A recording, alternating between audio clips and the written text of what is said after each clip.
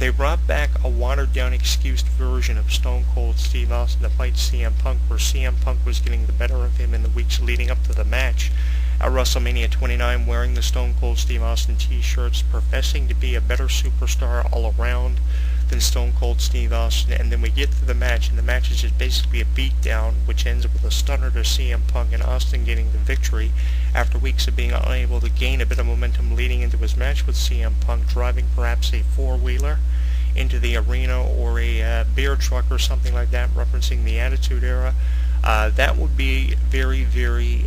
disappointing, and it would make WWE look like a complete embarrassment. If you're going to have matches that are described as dream matches like The Undertaker and John Cena or The Rock and Brock Lesnar, have matches between superstars that can go at least 25 minutes to a half an hour, similar to how Bret Hart and Kevin Nash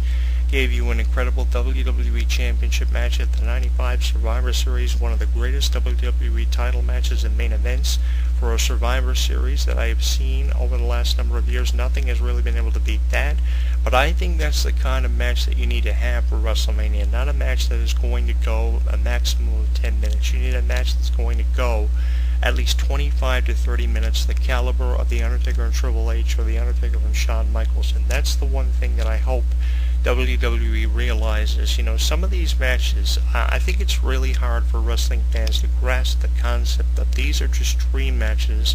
that will probably never come into fruition. The most highly likely match to take place at WrestleMania 29, if there is a match of these three that's going to take place, is The Undertaker facing John Cena, because the storyline will be based off John Cena trying to gain a bit of momentum, which he's been unable to gain, coming off of one of the worst years of his entire 10-year career in the WWE. The first 9 years of Cena's career saw Cena accomplish everything, and in his 10th year, which is supposed to be his most superior and greatest year, he has lost every opportunity with the exception of defeating Brock Lesnar and having an incredible match with The Rock, which he did lose. So Cena's going to need a lot of momentum, so he's going to take the opportunity to face The Undertaker, and then they're going to have an incredible match, which Cena will probably lose again. I don't see Cena being the guy to defeat The Undertaker after 20 plus years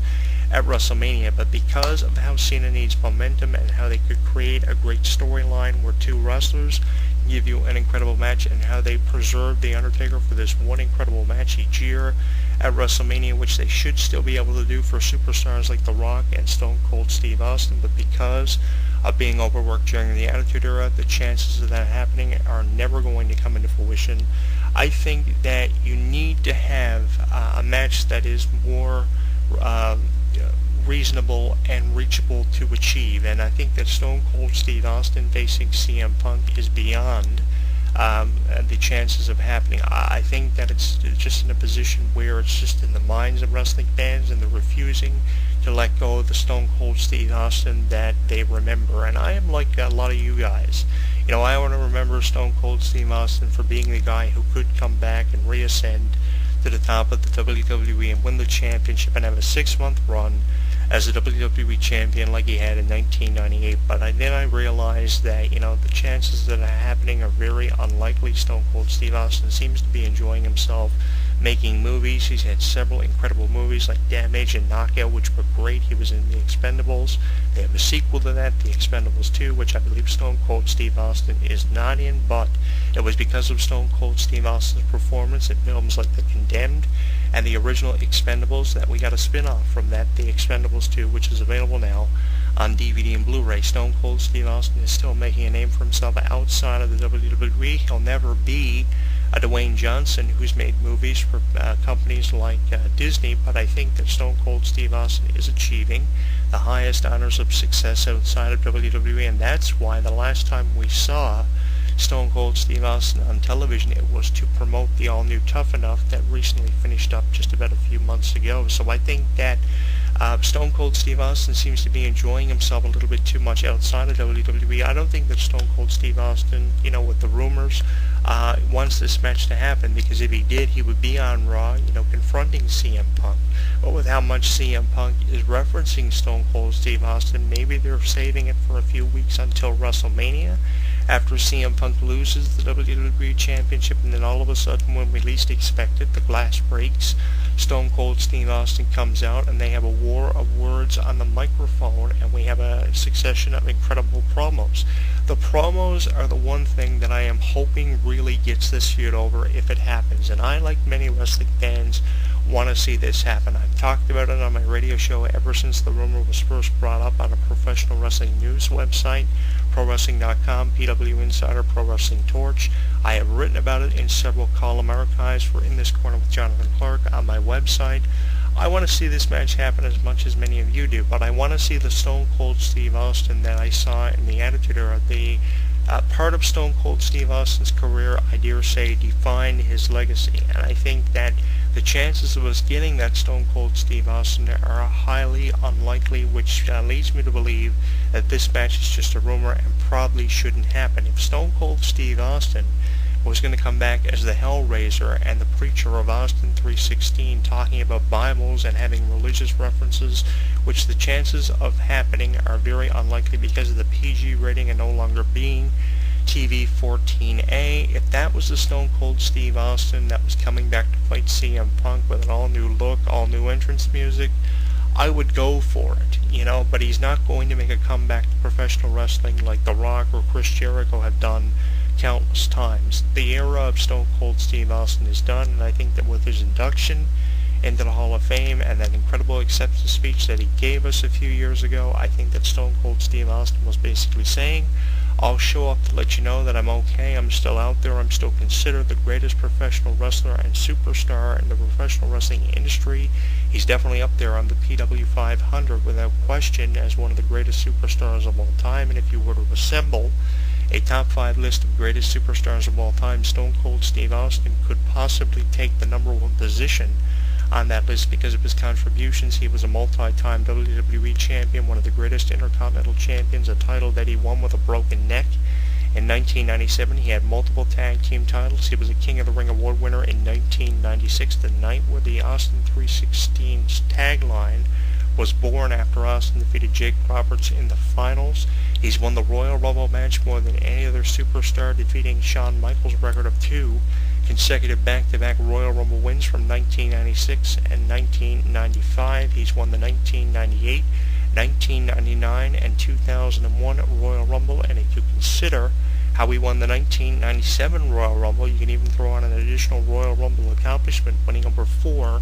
Royal Rumble matches, although it's not looked at in the record books as a win that WWE acknowledged for Stone Cold in the way of Royal Rumble victories. He was voted one of the greatest superstars of all time. He's won virtually almost every honor that you can win in professional wrestling. He's done it all. So if you're asking me if Stone Cold Steve Austin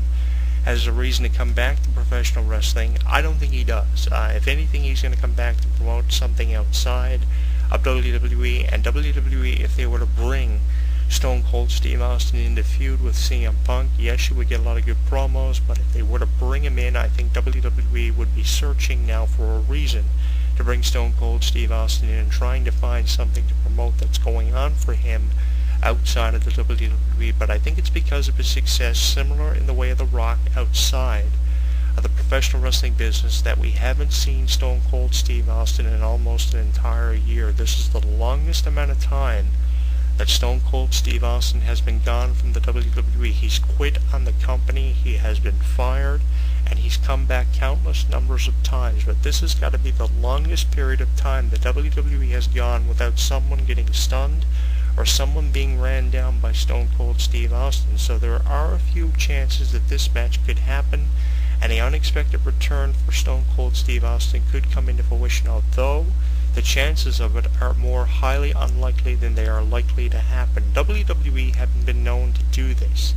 And what I'm referencing is the fact of bringing superstars back when you least expect it. I mean, did you honestly think in Anaheim, California, after the Elimination Chamber pay-per-view, The Rock and John Cena would be starting to exchange promos and building up for a match at WrestleMania 28, which would go down in history as one of the greatest matches of all time and voted for the best match of 2012? Did you honestly think we would see one of the most talked about dream matches coming to fruition at WrestleMania. Here comes The Rock making a return a week before Elimination Chamber. They throw a John Cena Rock reference in at the pay-per-view with the Fruity Pebbles, and then The Rock and John Cena start exchanging promos leading up to a match at WrestleMania 28, which goes down in history as the greatest WrestleMania of all time. Goldberg showing up in 2003 on March 31st, the night after WrestleMania, when The Rock promised to retire after accomplishing everything, winning championships, winning a Royal Rumble, doing it all, becoming one of the greatest of all time. Goldberg shows up to tell The Rock that they're going to be fighting each other at the upcoming Backlash pay-per-view in 2003. You didn't expect to see Kevin Nash return that same year or Scott Steiner. WWE had been known to do this kind of thing, and they could pull a fast one, and when you least expect it, here comes Stone Cold Steve Austin after the grass breaks with a little bit of an updated entrance theme, a new t-shirt like they did for The Rock and other superstars that have returned like Brock Lesnar. Stone Cold Steve Austin could make an unexpected return and join a club of superstars that include the likes of The Rock and Brock Lesnar in 2012, but I think the chances of that happening are highly unlikely, and all you have to do is look on YouTube for the success that Stone Cold Steve Austin is having outside of the wrestling business. And to me, having superstars that define the Attitude Era, an era that really defined the legacies of superstars like Stone Cold Steve Austin and The Rock, is a ludicrous attempt to try to increase ratings and increase WWE's overwhelming fan support they have been receiving ever since the inception of the Attitude Era from 1997 to 2001. This portion of careers for The Rock and Stone Cold Steve Austin and even The Undertaker and Mick Foley were probably the greatest years of their careers. It was because of the infamous Hell in a Cell moment that defined Mick Foley as the hardcore legend. It was because of this era that defined The Rock as the people's champion, and it's because of this era that we're still seeing